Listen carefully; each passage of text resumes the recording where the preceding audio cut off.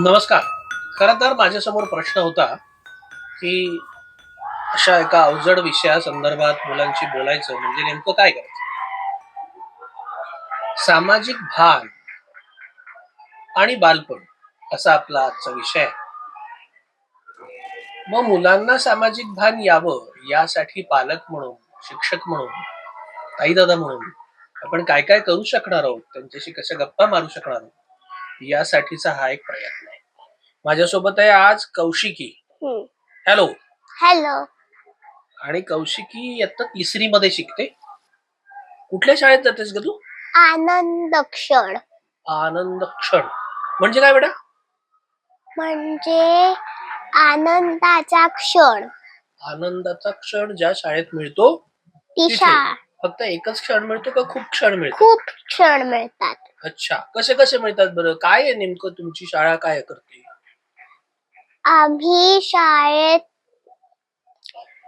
जातो आणि आमच्या शाळेत असं वेगळं आहे की आम्ही शाळेत खाऊ बनवतो. अरे वा.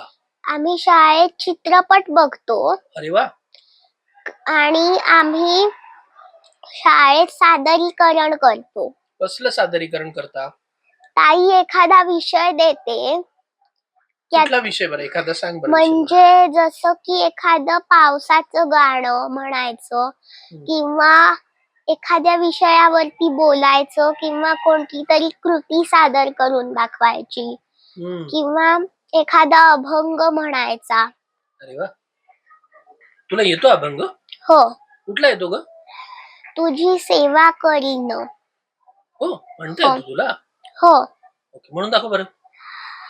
तुझी सेवा करीन मनोभावे हो, माझे मन हे गोविंदी, माझे मन हे गोविंदी रंगले रे हो, नवसिये माझे नवसिये हो, हो हो नवसिये माझे नवसिये हो. वा, मस्त. आणि कविता येते का तुला एखादी? हो. कुठली ग? देवा तुझे किती. देवा तुझे किती सुंदर आकाश. हो. सुंदर प्रकाश सूर्य देतो. पुढे काय? सुंदर चांदण्या चंद्र हा सुंदर, चांदणे सुंदर पडे त्याचे, सुंदर वेलींची सुंदर ही फुले, तशी आम्ही मुले देवा तुझी. अरे वा. जे मुलं ही देवाची असतात आणि सुंदर असतात असंच म्हणतात का नाही त्याच्यामध्ये? ओके. समाज म्हणजे काय बेटा? म्हणजे आपल्या आजूबाजूची लोक जी आपण लहान म्हणजे बाळ असताना आपण त्यांच्या सोबत नसतो, पण जेव्हा आपण शाळेत जायला सुरुवात करतो, पाळणाघरात जायला सुरुवात करतो, तेव्हा आपण ज्या लोकांमध्ये मिसळतो त्यांना समाज म्हणतात. अरे वा, भारी, छान सांगितलंस की. पण मग कुटुंब म्हणजे पण एक समाजच आहे का? छोटा छोटा समाज आहे. म्हणजे आपलं जे पाळणा घरात किंवा शाळेत जायच्या आधी आपला जन्म झाल्यानंतर आई बाबा सोडून जे कुटुंब असतं तो पण एक जन्म झाल्या झाल्या एक समाजच आहे छोटा. अरे वा, तुला फारच माहिती बाबा एवढी तर समाजाविषयी. बर, मग तुझ्या समाजात कोण कोण आहे?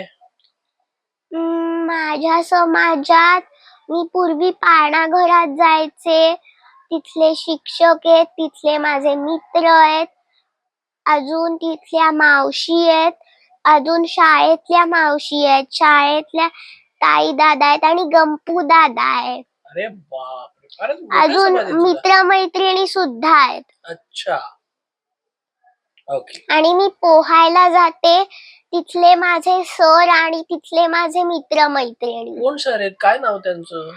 SV sir. हो, त्यांचं पूर्ण नाव आहे श्रीकांत वसंत कुलकर्णी. अच्छा, ते स्विमिंग शिकवतात. हो. ओके. तुला कुठले कुठले स्ट्रोक येतात? मला फ्रीस्टाईल, ब्रेस्टस्ट्रोक आणि बॅकस्ट्रोक. तू किती दिवसात शिकली हे सगळे स्ट्रोक? मला 1.5 ते 2 वर्ष लागली. एवढे वर्ष लागली? हो. अरे बापरे, बरीच वर्ष लागली. ये दरअसल बरीच वर्ष लागली की. हम्म?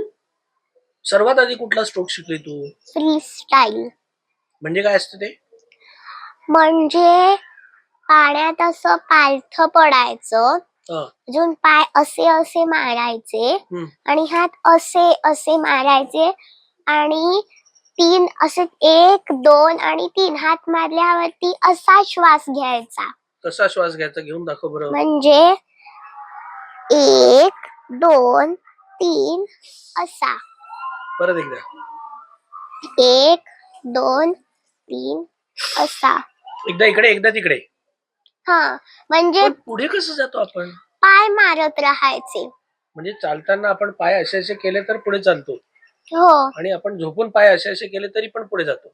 नाही, मग? कारण आपण जर झोपलो असू तर गादी ती अशी स्थिर असते ना, त्यामुळे ती एवढूशा आपल्या थोड्याशा जोराने ती पुढे सरकत नाही. पण पाणी हे जे असतं ते पातळ असतं, त्यामुळे ते आपल्याला पुढे पुढे नेतं.